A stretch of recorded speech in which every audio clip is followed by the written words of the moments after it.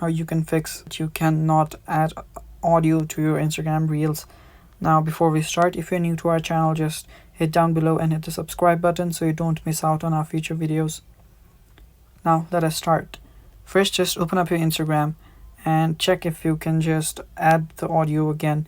You can just refresh it, just refresh your Instagram and try it again. If it does not work, you can just go to your account settings and log out and log back in, because sometimes it can just be your Instagram's account's problem. But if that does not work, you can check for updates on your Instagram. Now just go to your app store, search for Instagram, and just update it if the update's available. And if that does not work, you can always just uninstall the app and then install it back again, and that should pretty much fix your problem.